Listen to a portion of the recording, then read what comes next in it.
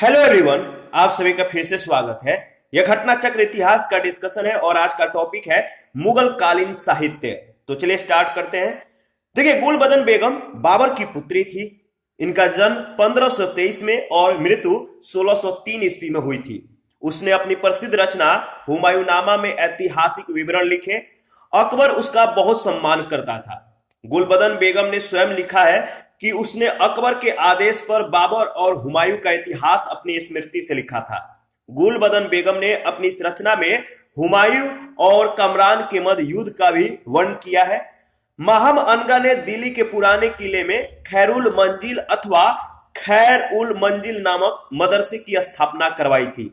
ठीक है, मदरसा ए बेगम भी इसे कहा जाता था। संस्कृत ग्रंथ हितोपदेश का फारसी भाषा में अनुवाद 1450 ईस्वी के आसपास ताज अल दीन मुफ्ती अल मलिकी के द्वारा मुफरी अल कुबाल नाम से किया गया था। ताज अल दीन मुफ्ती अल मलिकी को ही त्रुटिवश कुछ पुस्तकों में ताजुल माली लिखा गया है। क्या लिखा गया है? ताजुल माली, याद रखिएगा। देखिए, मुगल कालीन लेखक और उनकी पुस्तकें तो याद रखिएगा। निजामुद्दीन अहमद के द्वारा जो पुस्तक लिखी गई है वह है तबकाते अकबरी। निजामुद्दीन अहमद तबकाते अकबरी लिखे हैं। अब्बास खां सरवानी के द्वारा लिखा गया पुस्तक है तारीखे शेरशाही या तोहफा ए अकबर शाही। हसन निजामी के द्वारा ताजुल मासिर। ख्वांद मीर के द्वारा कानून ए हुमायूनी। भीमसेन के द्वारा जो पुस्तक लिखा गया है इसका नाम है नुस्खा ए दिलकुशा। मिर्जा मोहम्मद काजिम के द्वारा आलमगीर नामा लिखा गया है। गुलाम हुसैन के द्वारा सियार उल मुतखरीन, ठीक है, याद रखिएगा। मोहम्मद सालेह के द्वारा आलमे सालेह लिखा गया है और इनायत खां के द्वारा जो पुस्तक लिखा गया है नाम है शाहजहानामा। चंद्रभान ब्रह्मन के द्वारा जो पुस्तक लिखा गया है चहार चमन और मोतमिद खां के द्वारा जो पुस्तक लिखा गया है इसका नाम है इकबाल नामा ए जहांगीरी, याद रखिएगा।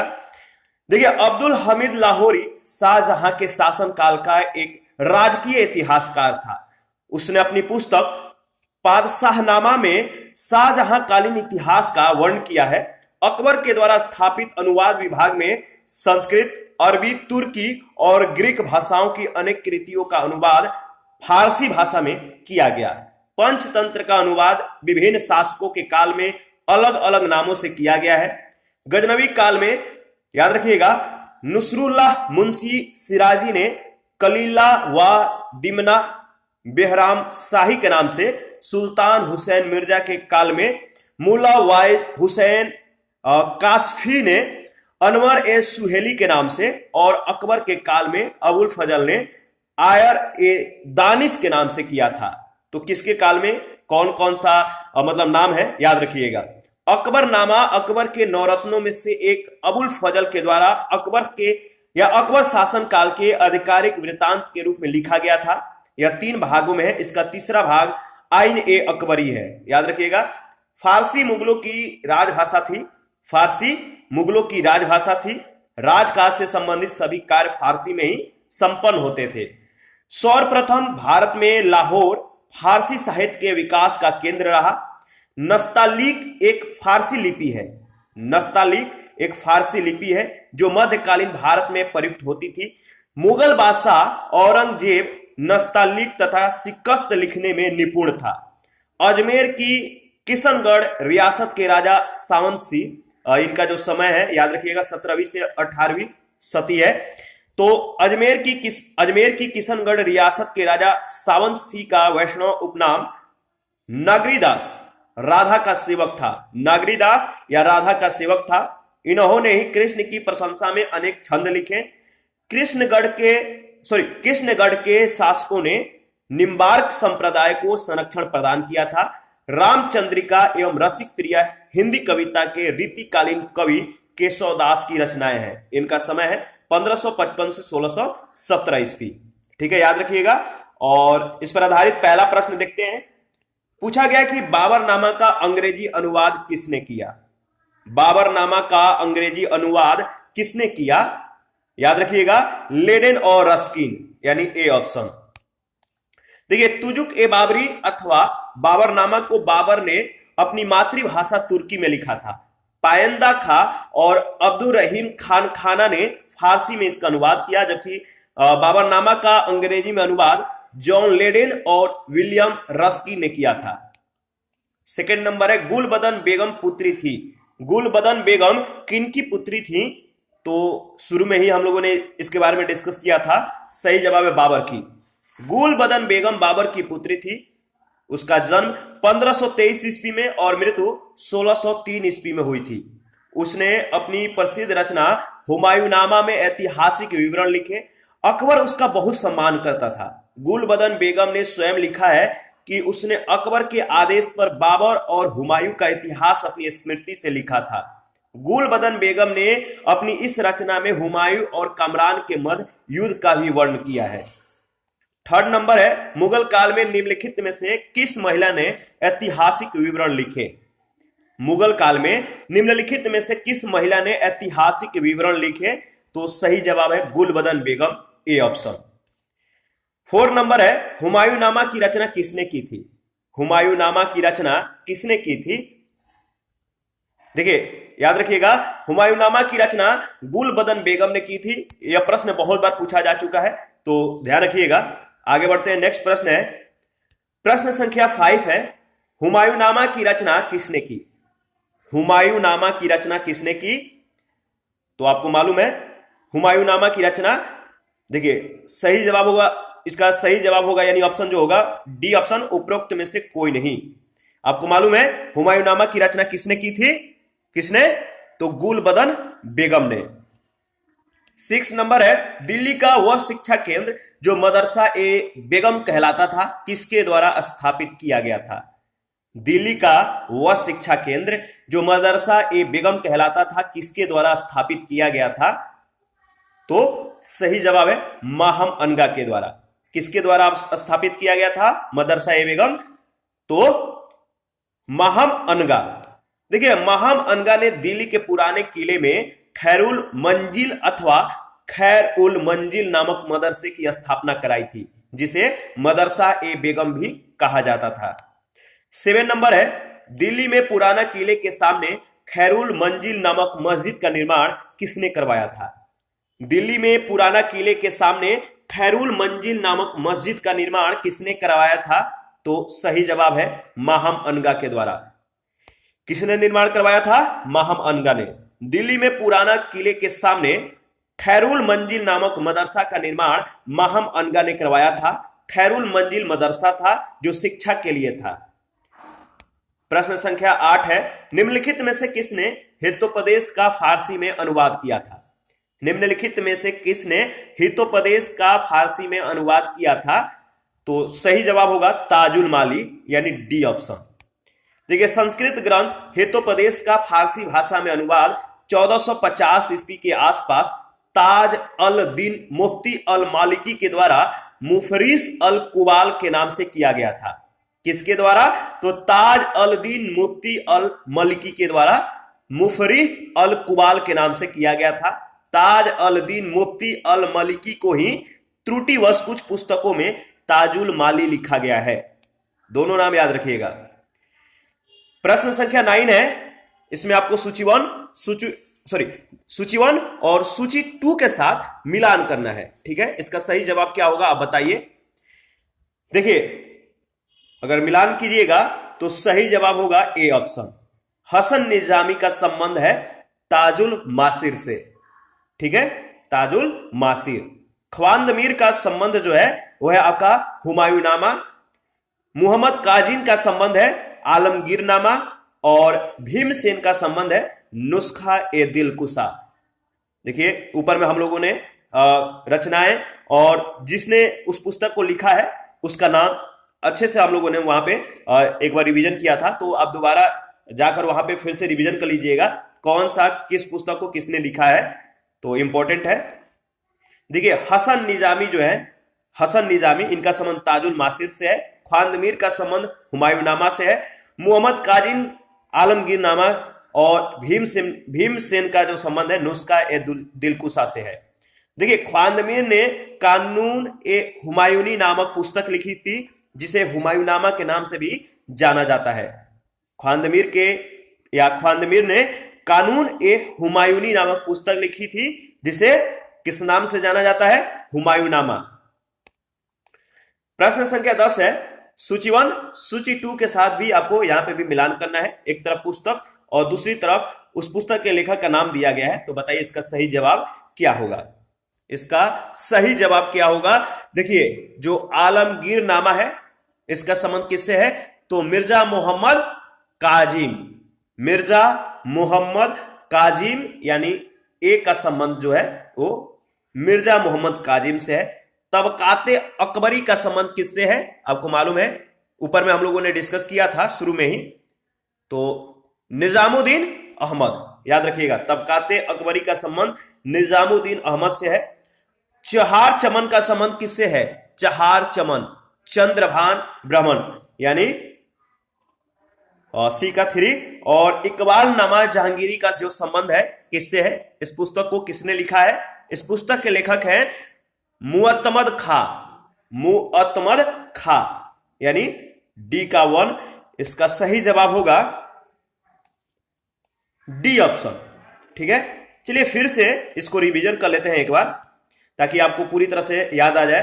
देखिए, आलमगीर नामा का जो संबंध है मिर्जा मोहम्मद काजिम से है। तबकाते अकबरी का संबंध निजामुद्दीन अहमद से है। चहार चमन का संबंध चंद्रभान ब्राह्मण से है। और इकबाल नामा जहांगीरी का संबंध मुअत्तमद खा से है। 11 नंबर है, तबकात ए अकबरी किसने लिखी थी? तबकात ए अकबरी किसने लिखी थी? तो निजामुद्दीन अहमद, डी ऑप्शन। ख्वाजा निजामुद्दीन अहमद ने तबकात ए अकबरी की रचना की, जिसे तारीख ए निजामी भी कहते हैं। क्या कहते हैं? तारीख ए निजामी, याद रखिएगा। 12 नंबर है, निम्न मुसलमान विद्वानों में से हिंदी साहित्य के लिए किसका सबसे महत्वपूर्ण योगदान है? निम्न मुसलमान विद्वानों में से हिंदी साहित्य के लिए किसका सबसे महत्वपूर्ण योगदान है? सही जवाब है अब्दुल रहीम खानखाना, सी ऑप्शन। देखिए, अकबर के सफल प्रशासन, सहिष्णु नीति एवं संतुलित मनोवृत्ति तथा तत्कालीन अनुकूल वातावरण ने हिंदी को पनपने का ऐसा सुअवसर प्रदान किया कि अकबर का काल हिंदी काव्य का स्वर्ण काल कहलाने लगा। इस युग में हिंदी केवल हिंदुओं को ही धरोहर नहीं थी, बल्कि इस पर मुसलमानों का भी सम्यक अधिकार था। फारसी, अरबी, तुर्की, संस्कृत, हिंदी और राजस्थानी में, या इन सब भाषाओं के जो कह सकते हैं कि जो फारसी था, अरबी था, तुर्की, संस्कृत, हिंदी, राजस्थानी के मर्मज्ञ अब्दुल रहीम खान इन सब में मुखर स्थान रखते हैं। हिंदी काव्य का कोई भी इतिहास खाना के सम्मान के उल्लेख के बिना अधूरा है। उनका प्रसिद्ध ग्रंथ रहीम सतसई दोहों का संग्रह है। याद रखिएगा, जो रहीम सतसई है यह दोहों का संग्रह है। 13 नंबर है, भारत के इतिहास के संदर्भ में अब्दुल हमीद लाहौरी कौन थे? भारत के इतिहास के संदर्भ में अब्दुल हमीद लाहौरी कौन थे? तो शाहजहां के शासन का एक राजकीय इतिहासकार था। कौन था? शाहजहां के शासन का एक राजकीय इतिहासकार था अब्दुल हमीद लाहौरी, बी ऑप्शन। देखिए, अब्दुल हमीद लाहौरी, जो अब्दुल हमीद लाहौरी है, ये शाहजहां के शासनकाल का एक राजकीय इतिहासकार थे। उसने अपनी पुस्तक पातशाहनामा में शाहजहां कालीन इतिहास का वर्णन किया है। शाहजहां के दरबार में वह यात्री के रूप में आए थे, याद रखिएगा। 14 नंबर है, शाहजहांनामा के लेखक कौन है? शाहजहांनामा के लेखक कौन है? तो आपको मालूम है, सही जवाब होगा इनायत खां। शाहजहांनामा पुस्तक के लेखक इनायत खां है। 15 नंबर है, निम्नलिखित युग्मों में से कौन सा एक सुमेलित है? निम्नलिखित युग्मों में से कौन सा एक सुमेलित है? सही जवाब होगा ए ऑप्शन। बाबर का संबंध तुजुक ए बाबरी से है। ए ऑप्शन आपका सही सुमेलित है, यानी ए ऑप्शन आपका राइट ऑप्शन होगा। देखिए, तुजुक ए बाबरी बाबर की प्रसिद्ध कृति है, जो तुर्की भाषा एवं मुबैयान शैली में लिखी गई है। हुमायूंनामा गुलबदन बेगम ने और तारीखे शेरशाही अब्बास खास सरवानी ने लिखा है, जबकि तबकाते अकबरी की रचना निजामुद्दीन अहमद ने की है, जो फारसी भाषा में लिपिबद्ध है। 16 नंबर प्रश्न है, निम्नलिखित में से कौन सा सही सुमेलित नहीं है? एक तरफ पुस्तकें दूसरे तरफ उस पुस्तक के लेखक का नाम दिया गया है। आप बताइए कि कौन सा सही सुमेलित नहीं है। देखिए, तबकात ए नासिरी का संबंध मिनहाज उस सिराज जसजानी से है, या मिनहाज उस सिराज भी कहते हैं। तो तबकात ए नासिरी का लेखक कौन है? मिनहाज उस सिराज, ये बिल्कुल सही है। तारीख ए फिरोज शाही का लेखक जो है शम्स ए सिराज अफीफ है, ये भी बिल्कुल सही है। और हुमायूंनामा का जो संबंध है गुलबदन बेगम से है, यह भी सही है। लेकिन सी ऑप्शन में जो दिया गया है तुगलकनामा का संबंध, यानी तुगलकनामा लेखक कौन है? इब्न बतूता दिया गया है, तो तुगलकनामा के लेखक इब्न बतूता नहीं है। तुगलकनामा का लेखक अमीर खुसरो थे, जबकि इब्न बतूता ने अपना यात्रा वृत्तांत रेहला पुस्तक में लिखा था। अन्य प्रश्नगत पुस्तकें और उनके लेखकों के युग में सही सुमेलित है। 17 नंबर है, अनवर ए सुहेली नामक ग्रंथ निम्नलिखित में से किसका अनुवाद है? अनवर ए सुहेली नामक ग्रंथ निम्नलिखित में से किसका अनुवाद है? तो आपको मालूम है, शुरू में हम लोगों ने इसके बारे में डिस्कस किया था। अनवर ए सुहेली नामक ग्रंथ निम्नलिखित में से पंचतंत्र का अनुवाद है, यानी ए ऑप्शन पंचतंत्र। देखिए, पंचतंत्र का अनुवाद विभिन्न शासकों के काल में अलग अलग नामों से किया गया है।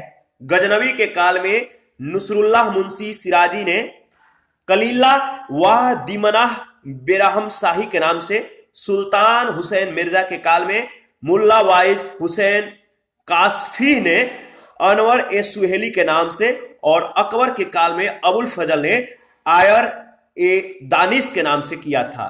तो याद रखिएगा, गजनवी के काल में नुसरुल्लाह मुंशी सिराजी ने कलीला व दीमनाह बेरम शाही के नाम से, और सुल्तान हुसैन मिर्जा के काल में मुल्ला वाइज हुसैन कासफी ने अनवर ए सुहेली, और अकबर के काल में अबुल फजल ने आयर दानिश के नाम से किया था।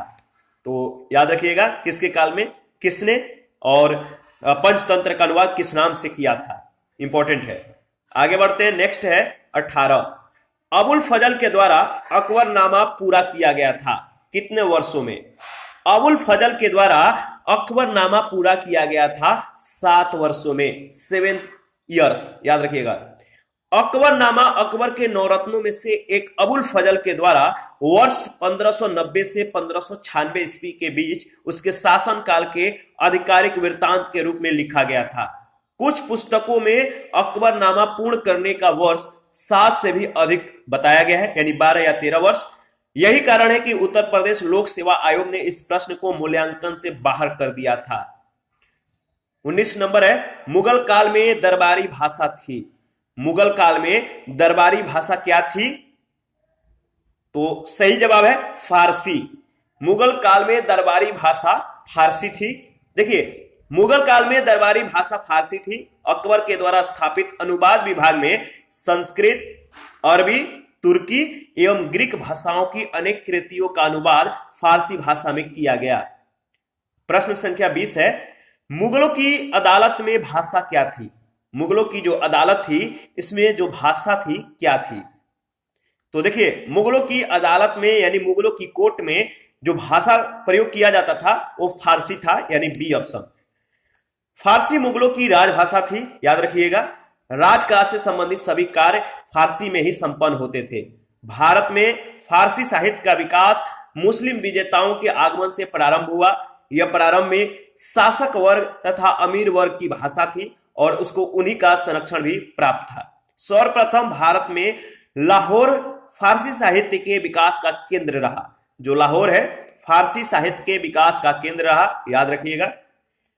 21 है, सूची 1 सूची 2 के साथ आपको मिलान करना है। तो बताइए इसका सही जवाब क्या होगा? देखिए, सूची 1 सूची 2 के साथ अगर आप मिलान करिएगा तो इसका सही जवाब होगा, क्या होगा? देखिए, डी ऑप्शन होगा। ठीक है, लेकिन ऑप्शन को बाद में देखेंगे, पहले मिलान करते हैं। देखिए, भीमसेन कायस्थ का संबंध किससे है? तो तारीख ए दिलकुशा से है। ठीक है, ए का 4। चंद्रभान ब्रह्मन का संबंध किससे है? तो चहार चमन से है। चंद्रभान जो ब्रह्मन है इनका संबंध चहार चमन से है। इन सभी के बारे में पीछे में हम लोगों ने डिस्कस किया था। अगर आप लोग रिवीजन कर रहे हैं तो आपको याद होगा। ईश्वरदास नागर का संबंध किससे है? तो याद रखिए, बताइए। ईश्वरदास नागर का संबंध फुतुहात ए आलमगीरी से है और सुजन राय भंडारी का संबंध किससे है? तो खुलासत उत तवारीख, खुलासत उत तवारीख, याद रखिएगा। सही जवाब होगा डी ऑप्शन। और इसके बारे में फिर से रिवीजन कर लेते हैं।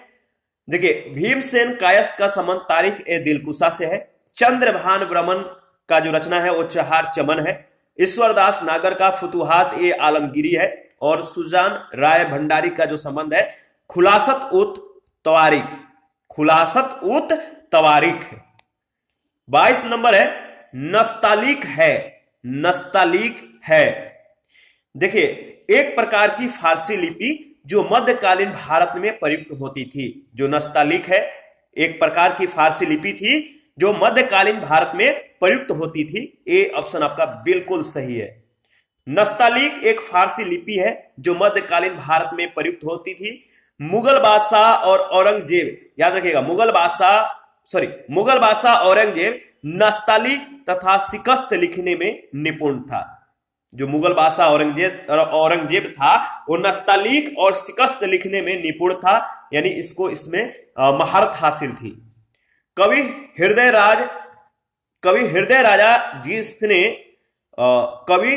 राजा जिसने नागरीदास के नाम से कृष्ण की प्रशंसा में छंद लिखे वो कौन थे?